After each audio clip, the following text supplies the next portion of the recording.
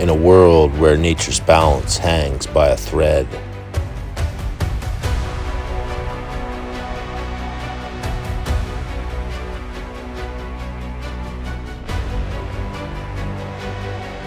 What if we brought back a ghost from the Ice Age?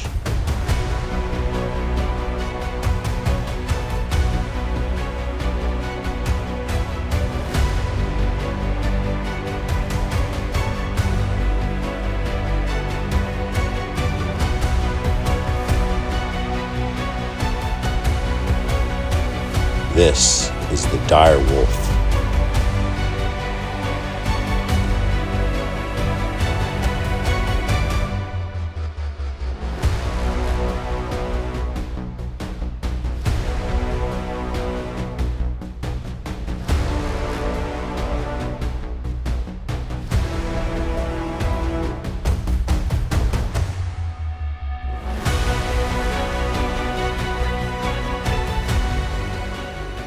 Not a myth, not a Game of Thrones fantasy, but a real prehistoric predator, larger, stronger, and more ruthless than today's gray wolves. Recently on the Joe Rogan Experience, Joe sat down with wildlife geneticist Dr. Marcus Bellamy, diving deep into the controversial idea of recreating the dire wolf through advanced gene editing and de-extinction technologies.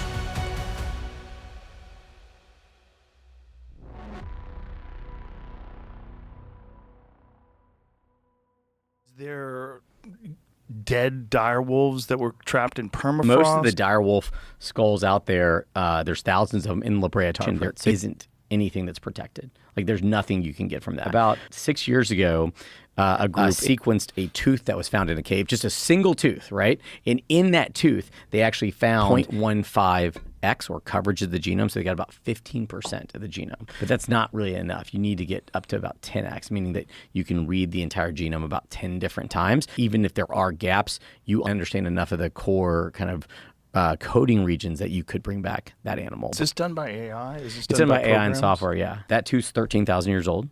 The skull itself is 73,000 years old, not exactly sure. But it was found in a riverbed, and it wasn't found in a riverbed at the mouth of a cave. So it wasn't found like in the permafrost, but it also wasn't found in like heat acidification. There's a bone in all of us called the petrous bone, which is insanely dense. It's a great DNA storage, better than teeth, better than anything, in the inner ear kind of head area.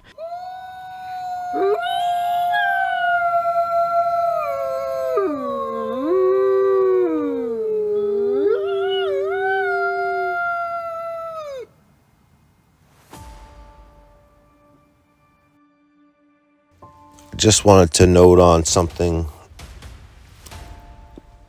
about this bone they're speaking of on the Joe Rogan Experience.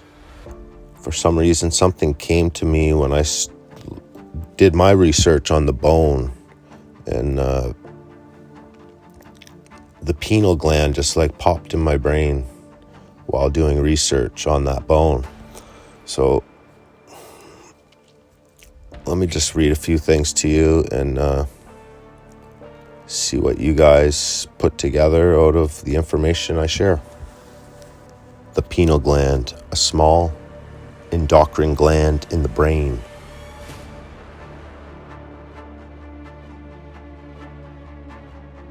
And the petrous bone, a part of a temporal bone, are automatically distinct but related structures. The pineal gland is located in the middle of the brain and known for its role in regulating sleep-wake cycles by producing melatonin.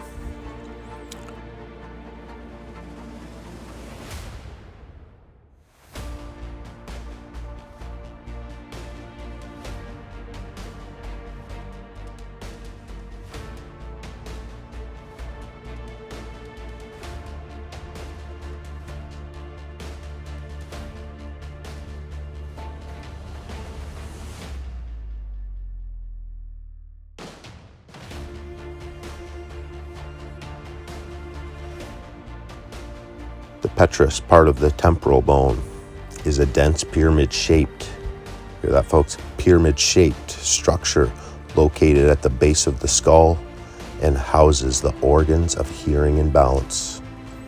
While they are distinct, they are both important parts of the skull and brain anatomy. The shape of the pineal gland resembles a pine cone, hence its name. The pineal gland is about 0.8 centimeters long and weighs around 0.1 gram in an adult. Petrous bone location.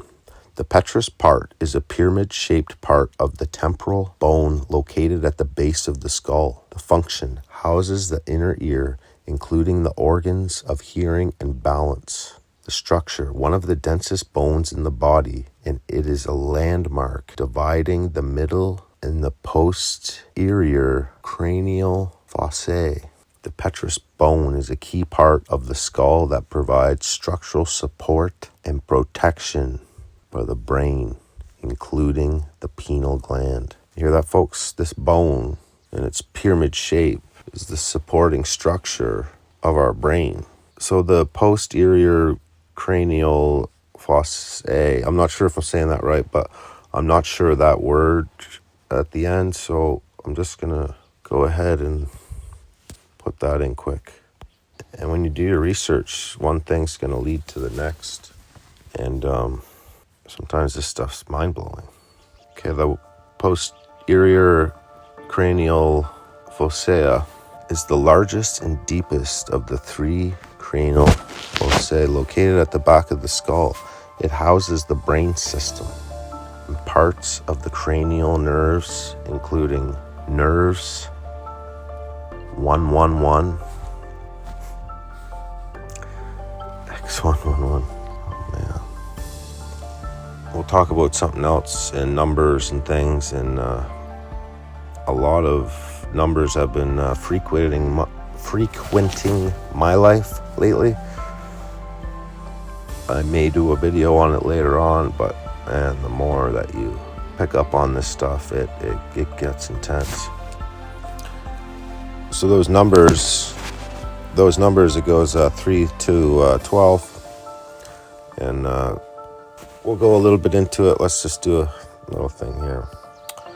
The number 111 often symbolizes new beginnings, a shift in consciousness, and an opening of new opportunities. It suggests you are on the verge of a significant transformation and encourages you to embrace change, trust your intuition, and manifest your desires.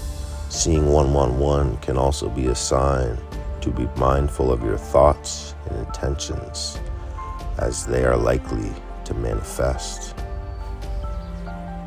In spiritual context, the number 12 is often associated with completion, perfection, and divine authority, often reflecting a sense of wholeness. It's linked to concepts like the 12 zodiac signs, 12 months, and 12 disciples of Jesus, all representing a sense of fulfillment and order. 12 can be seen as a message of divine guidance and support, encourage faith and trust in the process. It may also indicate that one is on the right path towards spiritual fulfillment. That's as deep as we're going to go into that right now, folks. But yeah, I'm sure some of you out there know what I'm getting at. I dive deep into these types of topics on a daily basis, and I suggest you all to at least check it out. 13,000 years after the last dire wolf walked the earth, scientists say they've now brought them back. Tonight, a howl 13,000 years in the making. Colossal Biosciences says it brought the extinct direwolf back to life. It hasn't walked the earth since the Stone Age. Unlike today's apex predator, the direwolf hunts in massive packs, targeting everything from bison to megafauna. Drop even a few of them into the wilds of North America today, and you're looking at a potential ecological disaster. White-tailed deer, elk, moose, populations carefully managed through modern conservation efforts, would be wiped out in a matter of years. Hunters would see their seasons collapse. Indigenous game reserves could fall silent, and the delicate structure of our wild ecosystem shattered. But it's not just the prey. With no natural predators, no checks, and no historical balance in today's biosphere, the dire wolf wouldn't just fit in, it would take over. Extinct for a reason, critics warn, and maybe they're right. Disease, food scarcity, a rapidly warming climate, the dire wolf couldn't adapt. So why bring it back now, to a world it no longer understands? I mean, yeah, it's cool to play God, but should we? That's the real question. This isn't science fiction, this is the edge of reality. And when you stare too long into the eyes of the past, it might just bite back.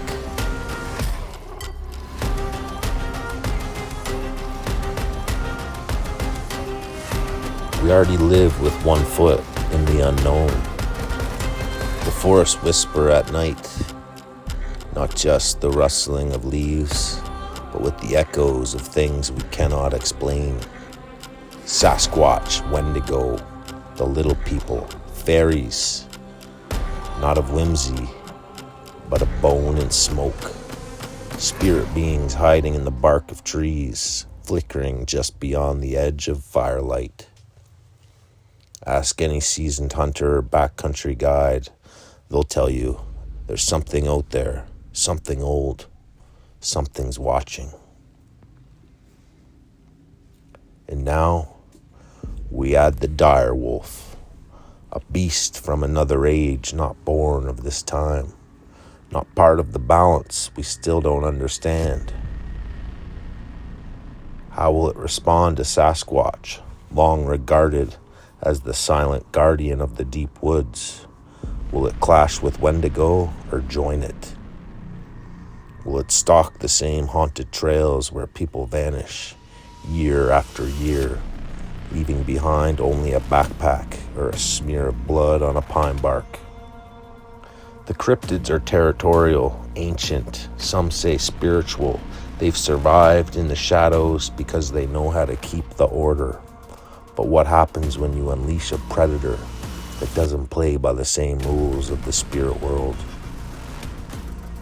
The dire wolf is not folklore, it's fang and muscle and killer instinct. No myth, no legend, just blood and hunger. But when you send it to a realm of the unexplained, you're not just walking in the past, you're poking in the very heart of the unknown.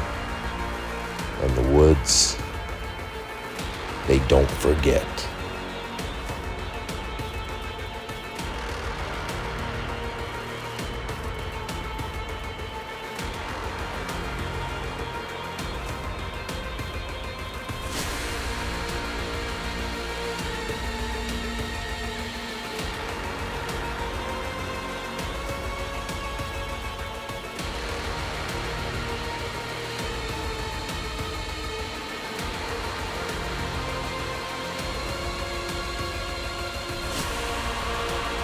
Once more into the fray. The last good fight I'll ever know. Live. Die. Let's stay. Live. And die.